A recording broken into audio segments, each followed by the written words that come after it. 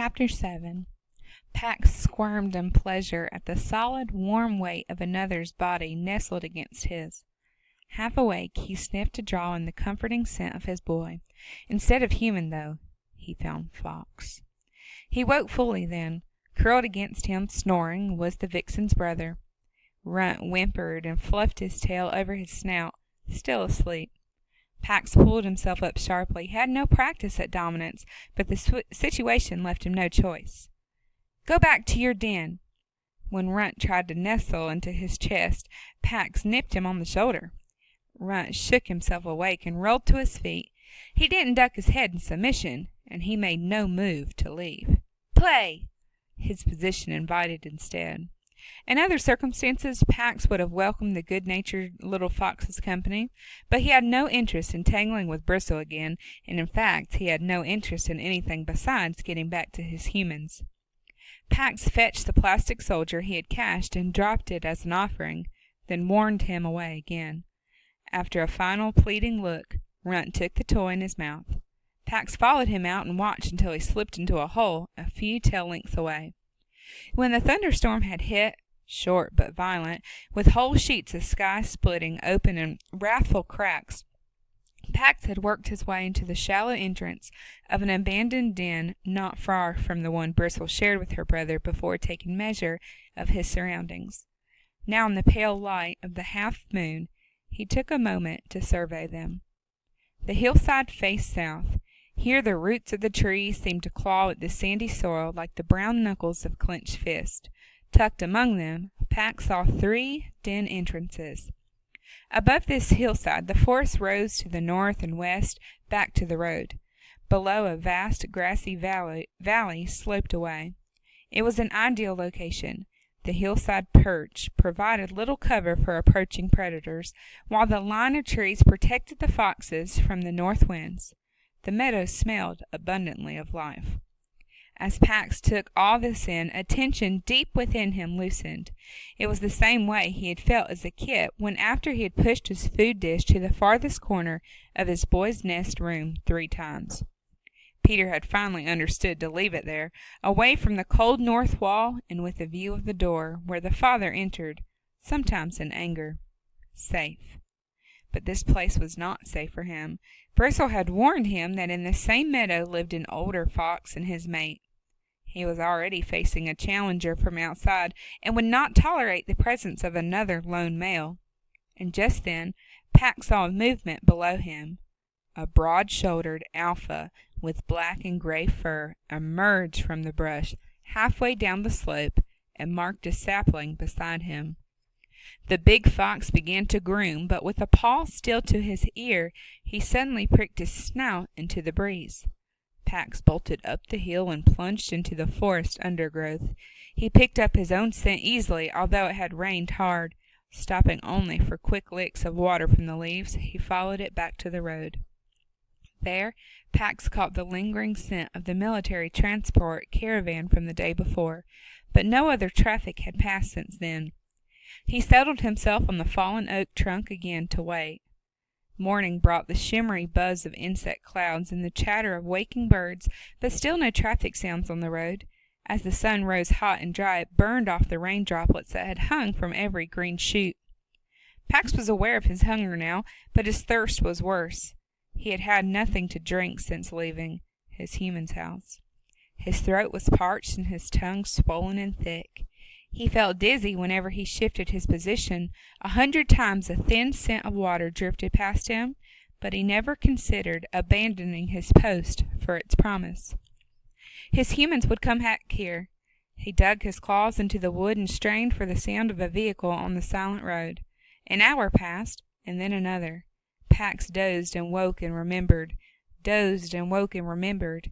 then the wind brought news of something approaching. A fox, the same male he had seen earlier, the one Bristle had warned him about. The fox's gait was deliberate, showing neither hesitation nor wasted energy. The way his grayed coat draped his frame announced that he was old. As he grew close, Pax saw that even his eyes were clouded gray with age. After offering his scent Gray settled himself on the grass beside the falling trunk. He made no move to elevate himself, indicating that he meant no threat. You carry the scent of humans. I lived with them once. They are approaching. A sudden hope rejuvenated Pax. Have you seen my boy? He described Peter. But Gray had seen no humans at all since the time he had lived with them in his youth, and that was in another place, a dry, stony land of long winters and low sun, distant. The approaching humans are coming from the west. They are bringing war. The crows who have seen them do not describe any youth. The news weakened Pax. He swayed and nearly lost his grip on the trunk. You need water. Follow me. Pax hesitated. His humans could come at any time, but his need for water was urgent. Is it nearby? Can I hear the road from this water? Yes, the stream passes beneath the road. Follow me. Gray's manner, confident but not threatening, calmed Pax. He dropped from his perch and followed. Soon they came to a deep gash in the earth, from which rose the scents of water and of those things that grew in rich mud. Pax peered over the edge and saw a silver brook, studded with black stones, glinting between green reeds and purple blossoms. Gray began to angle down cautiously. Lured by the scent of water, Pax scrambled past him, straight down the cut. Halfway there, he lost his footing and skidded the rest of the way. When he righted himself, he stared. The water tumbled past him as if from a vast faucet, larger by far than even the spout that poured water into the great white tub his boy bathed him in. He dipped his head. The water was cold and tasted of copper and pine and moss. It rushed into his mouth as if it were alive. It stung his teeth and drenched his mouth and throat. He drank, and he didn't step away until his belly was taut. Gray joined him, drank, and then invited Pax to rest with him. Pax cocked his head to listen intently to the still, silent road above the culvert. I must be at the road when my humans come for me. Gray eased himself to the ground and stretched out. That road was blocked yesterday by the war-sick. Pax thought back to the vehicles that had passed the day before, the ones that smelled like the boy's father's new clothing. It was true that the road had been unused since then, but it didn't matter. My boy will return for me there. No, the crows report this. The road is closed. Pax paced from stone to stone, thrashing his tail as he worked the puzzle. The answer came. I will go to my boy at our home. Where is your home? Pax circled to be sure, although there was no question. He felt the pull of his home strongly from only one direction. South. Gray did not seem surprised. There are vast human colonies there.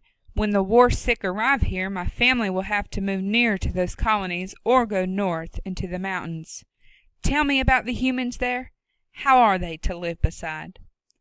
Again the fox's comportment soothed Pax. He came back and sat. I have seen many from a distance, but I only know 2. Are they false acting like the ones I knew? Pax did not understand. Gray rose to his haunches, agitated, and shared the behavior he had seen. A human turning away a starving neighbor, acting as if there were no food in his larder when it was full. A human feigning indifference to a mate she had chosen. A human enticing a sheep from its flock with a soothing voice and then butchering it.